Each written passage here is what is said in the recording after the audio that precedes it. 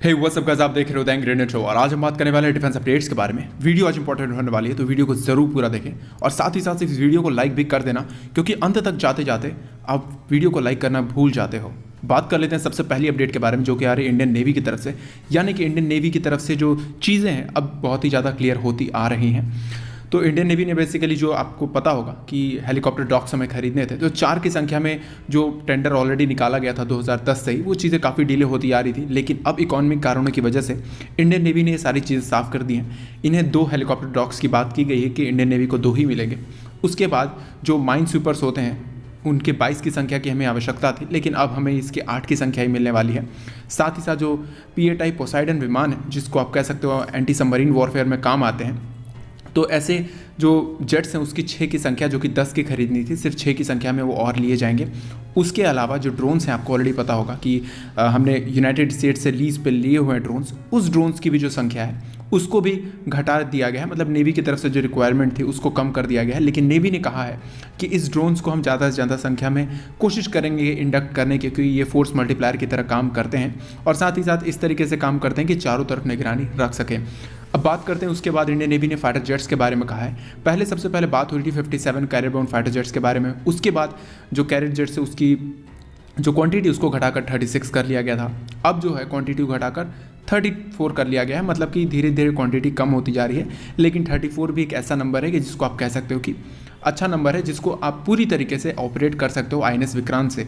Indian navy ने ये चीज़ clear कर दी है कि MiG-29 के INS विक्रांत से ऑपरेट नहीं हो सकते, क्योंकि हमें बैकअप के लिए फाइटर जेट चाहिए और बहुत ही ज़्यादा जो क्रैश नंबर जब बढ़ चुके हैं तो उसके लिए हमें नए फाइटर जेट्स की आवश्यकता है। तो हो सकता है कि FA-18 इमरजेंसी परचेज में बहुत ही जल्द खरीद लिए जाएं, क्योंकि 2022 में ही INS विक्रांत इंडियन नेवी में इंडक्ट होने वाला है।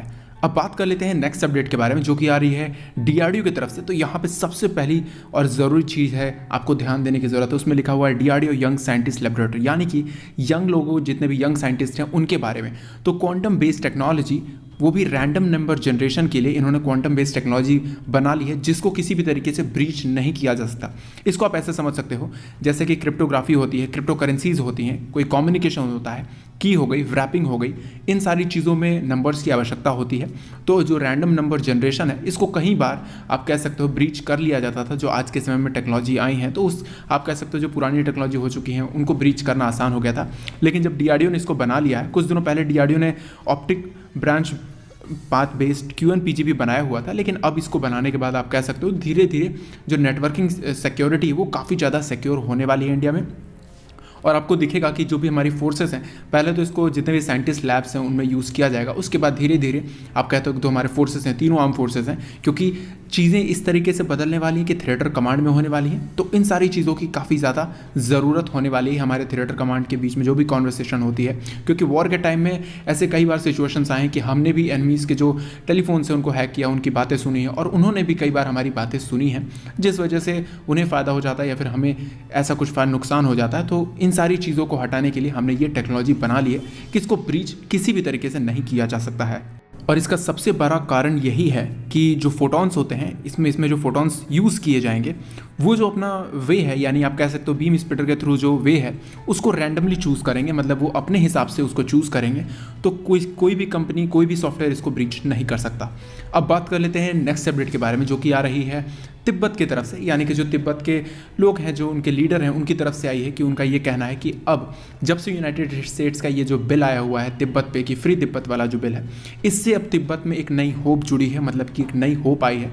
ये डोनाल्ड ट्रंप का आप कह सकते हो जाते जाते एक गिफ्ट मिला है दुनिया को। इंडिया को तो उन्होंने गिफ्ट कई सारे दिए हैं, उसके बाद अब इनकी तरफ से भी एक और गिफ्ट मिला, जिससे यहाँ पे फ्री तिब्बत वाला जो एजेंडा है उसको स्टार्ट कर दिया गया है।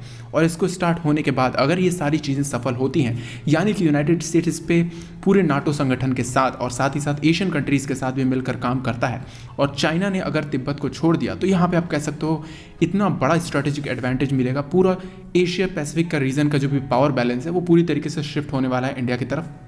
और वहाँ पे सिर्फ और सिर्फ इंडिया का ही फ़ायदा है और साथ ही साथ तिब्बत के लोग का तो फ़ायदा है ही, क्योंकि उन्हें अपना खुद का देश मिल जाएगा जहाँ उनके पास उनकी खुद की सोवरेनिटी होगी, खुद के लोग होंगे, खुद की रिस्पेक्ट होगी और बाकी सारी चीज़ें होने वाली हैं। वहीं पे बात करें चाइना के बारे में, तो अब जैसे कि आपको ऑलरेडी पता होगा, बातचीत निकल के आ रही थी कि चाइना से बहुत ही जल्द बात हो सकती है, यानी कि इंडिया और चाइना के बीच में मिलिट्री टॉक्स हो सकती हैं। लेकिन कुछ चीज़ें कन्फर्म हुई हैं कि बॉर्डर पर अब मिलिट्री टॉक्स नहीं होने वाली हैं। जो भी टॉक्स होंगी वो डिप्लोमेटिक वे पे ही होंगी, मतलब डिप्लोमेटिक लेवल पे ही होंगी।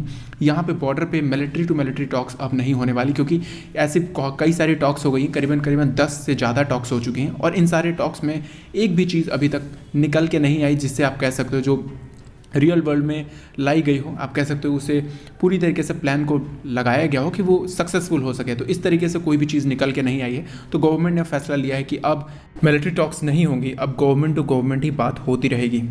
अब बात कर लेते हैं नेक्स्ट अपडेट के बारे में, जो कि आ रही है स्कायरॉस की तरफ से, यानी कि जो एक्सरसाइज होने वाली है जोधपुर में जनवरी के 3rd वीक में।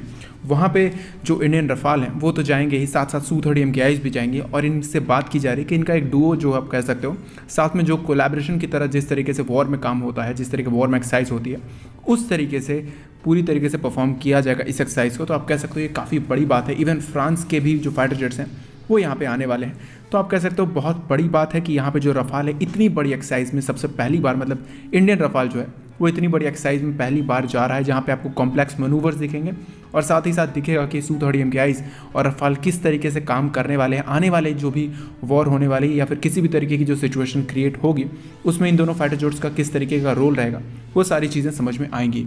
अब बात कर लेते हैं लास्ट अपडेट के बारे में। तो ये जो अपडेट है ये कल ही आ गई थी, लेकिन काफ़ी लेट से आई थी। तो यहाँ पे अल्फा टोकोल करके कंपनी है, उसने जो तेजस का फ्रंट फ्यूसलाज है उसको डिलीवर कर दिया है चेल को। मतलब अब जो ये आप कह सकते हो जो नेक्स्ट तेजस आएंगे, मतलब जो असेंबली लाइन में जाएंगे बनने के लिए, उसको आप कह सकते हो कि पूरी तरीके से तैयार हो चुके हैं। अब धीरे धीरे इसी तरीके से, क्योंकि ऑलरेडी जो तेजस है वो काफ़ी लेट हो चुका था कोविड की वजह से, और साथ ही साथ कुछ सिचुएशंस भी ऐसी क्रिएट हुई थी और ऑलरेडी HAL ने डिले किया है इन सारी चीज़ों को, क्योंकि प्लानिंग उतनी अच्छी नहीं चल रही थी। वेल एनीवेज, ये जो फ्यूसलाज है इसको डिलीवर कर दिया गया है और अब नेक्स्ट जो तेजस है वो बहुत ही जल्द जाने वाला है प्रोडक्शन में, जहाँ पे आपको समझ में आएगा कि SP-24, 25 और 26 सारे ही तेजस ऑलमोस्ट टेस्ट किए जा रहे हैं और धीरे धीरे सारे जो तेजस हैं वो रोल आउट होना शुरू हो जाएंगे। तो आज की वीडियो के लिए इतना ही। अंत तक वीडियो को देखने के लिए धन्यवाद। चैनल को जरूर सब्सक्राइब कर देना, वीडियो को लाइक कर देना। जय हिंद।